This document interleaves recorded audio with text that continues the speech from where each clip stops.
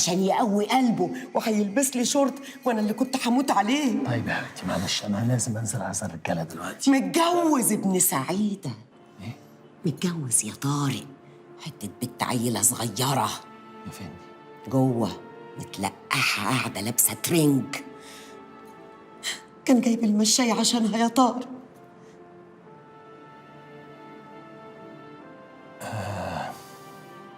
طيب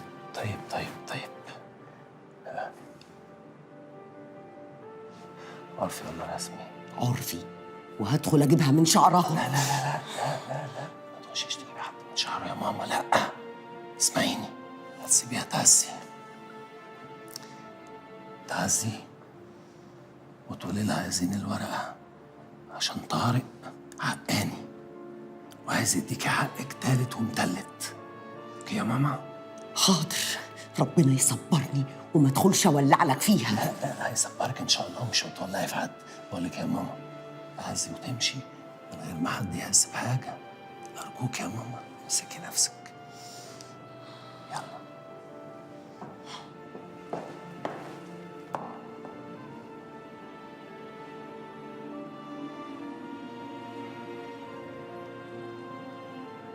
الله يرحمك يا حاج كساب، الله يرحمك. ساعة ايه؟ أقل من ساعة وتبقي زوجة أمير المؤمنين شرعا. لا يا حبيبي، لا لا لا لا. حتى لا، اللي بعدها يا حبيبي طعمها حلو. الأمور ما بتتاخدش كده، لازم أتكلم وتسمعني وتتكلم وأسمعك. دي سنين كتيرة قوي يا رمزي. لو في أمان يا منال والوقت ملكي، والله لا أسمعك العمر كله. رمزي، أنا مش هتجوز كده. كده اللي هو إيه بس؟ أنت هتتجوزي أمير المؤمنين، هتتجوزي ابن عمتك خطيبك وحبيبك.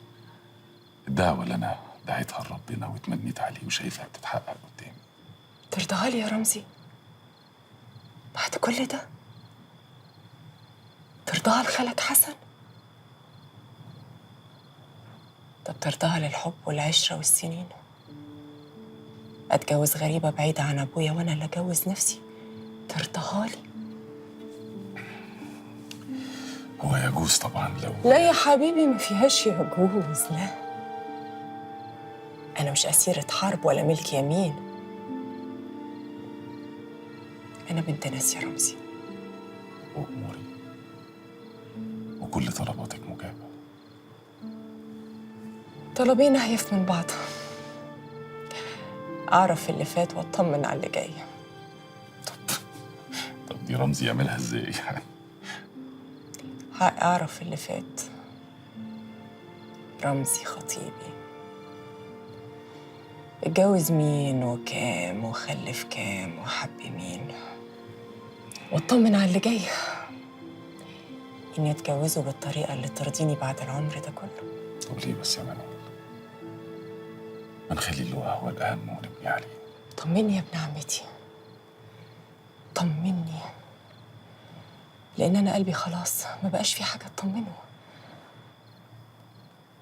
حاضر يا منال. معقول يا احمد جاي دلوقتي تقولي انك اتسرعت؟ خلاص بقى يا ماما يعني. اتسرعت، مش عيب، اتسرعت. لا، هو عيب انك تتسرع. المفروض الراجل ما يتسرعش، ما يحصل موقف لازم يفكر في الموقف، يشوف هيتصرف ازاي، قلبه في دماغه، مش يتسرع. بعد ما يتسرع يغلط، وبعد ما يغلط يضطر يعتذر، ولما يعتذر يبقى شكله وحش قوي. صح، انا زفت، معاك حق. انا ما قلتش كده، بس كمان مادام انت اعترفت ان انت اتسرعت وغلطت، ده في حد ذاته شيء عبقري، شيء مميز. طيب يعني طلع فيا امل اهو. طبعا مش معقول تبقى مامتك كريم وما يبقاش فيك امل. دول طبعا غير الأسيرات وملك اليمين. انت اللي طلبتي تسمعي وانا ما اقدرش اكذب عليكي. عبد الله هو اللي حيلتي دلوقتي من الدنيا، وحليمه عرضت عليها الطلاق ورفضت، ده حتى قبل ما تبعتي لي وهي قاعده دلوقتي في كابول. لما انا ما توقعتش منك ولا ممكن اطلب انك تعمل زيي، لا. ما ينفعش طبعا الامير يبقى عازل، يعني ما يصحش. طبعا انت ما عملتش ده علشانك، انت عملت ده عشان المجاهدين. ليه بس السخريه؟ ده حتى الوش الحلو ده مش لاقي عليه السخريه.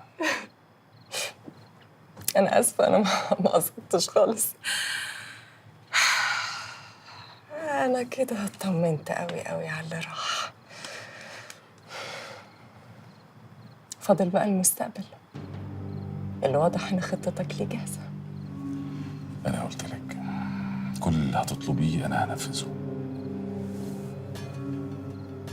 ماليش ضر يا رمزي، حاضر. واتجوز في حضور والدي وبموافقته كمان. طب ودي اعملها ازاي يعني؟ ده امير المؤمنين، اتصرف يا امير.